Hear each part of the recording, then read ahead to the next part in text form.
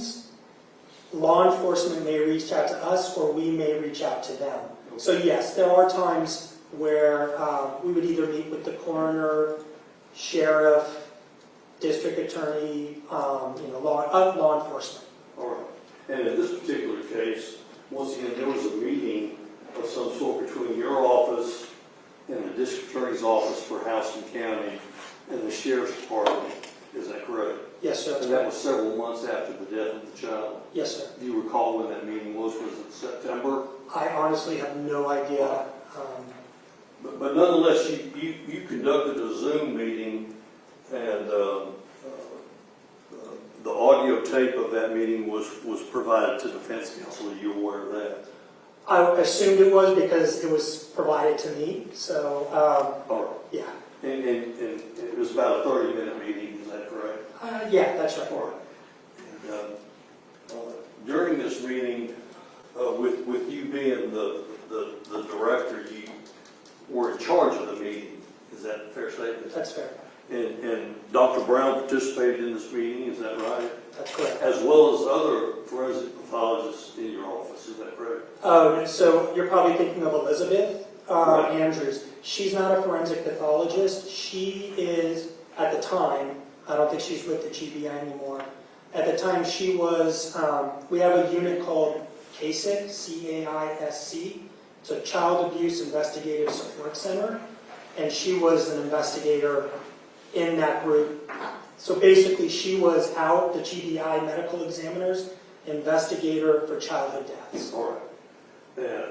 But anyway, she was part of this meeting, and I take it that our current district attorney, Eric Edwards, was part of that meeting. He was an assistant DA at that time.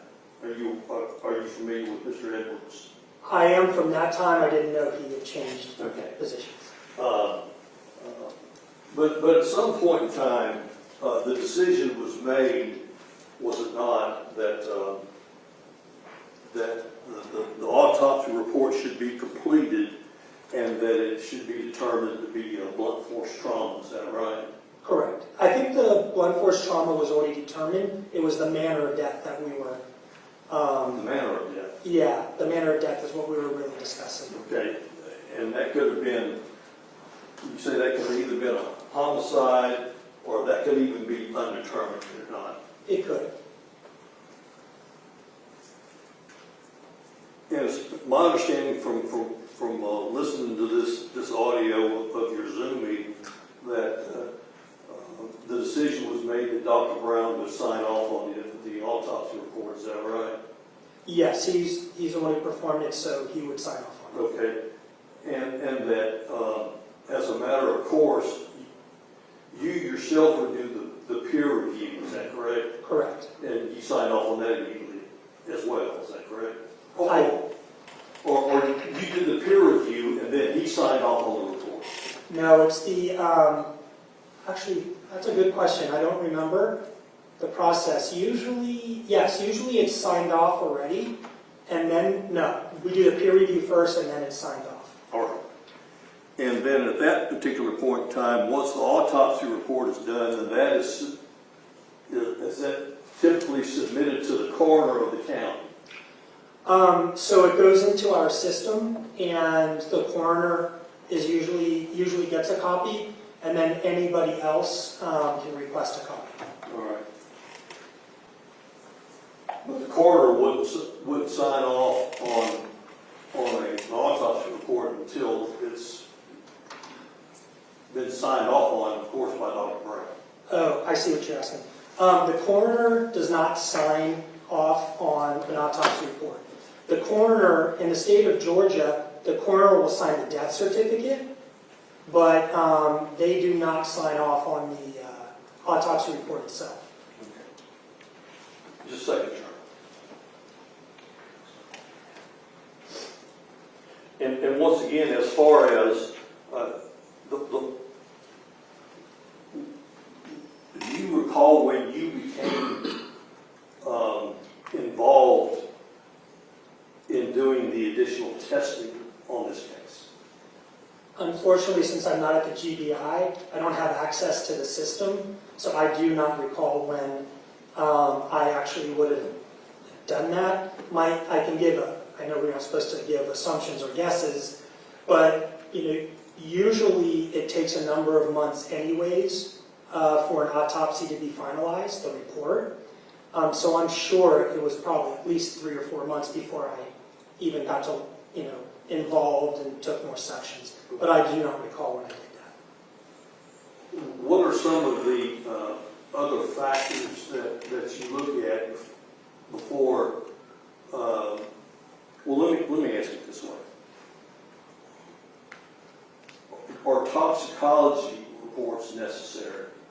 In most cases, yes, not in all. Okay, and if the toxicology reports are completed within a month or so, that sort of should speed up the process of completing an autopsy report.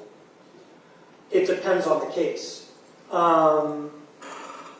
So if it's a case where toxicology is really the deciding factor of is it a drug overdose or not, or were there drugs in the system or not, then it may speed it up. But I can tell you that I've worked in many offices. There are toxicology reports that come out, and the autopsy is still not signed out for a number of months. Okay. And as far as you mentioned to us before that you anticipated that the whatever injury sustained by the child was 24 to 72 hours prior. Is that correct? Yes, prior to the time the child was pronounced dead. Okay. Could it have been more than 72 hours? Well, we don't have that yellow discoloration, the hemosiderin, and that becomes apparent at around 72 hours. And there's no, what we call macrophages, which are those chronic inflammatory cells. So to me, maybe 73 hours, but nothing dramatic. Could it have been, instead of 72 hours, could it have been 24 hours before then? I don't believe so. I don't believe we have the cellular changes that would have taken it out another 24 hours. Okay. And as far as you say it was between 24 and 72 hours, could it have been sooner than 24 hours? So, in other words, could the injuries have occurred within 6 hours of the child dying? right, no, I understand. And I don't believe so because, again, of the cellular changes. And there are actually articles within the forensic pathology, actually hospital pathology literature as well, that dates the changes or dates the injuries via the changes under the microscope. And I actually pulled out one of those articles again when I was reviewing this case back years ago at the GBI, and the cellular changes are between that 24 and 72 hours. And that's a determination that you made and not Dr. Brown. I know I made that. I don't know if Dr. Brown made that or not. Just saying, John.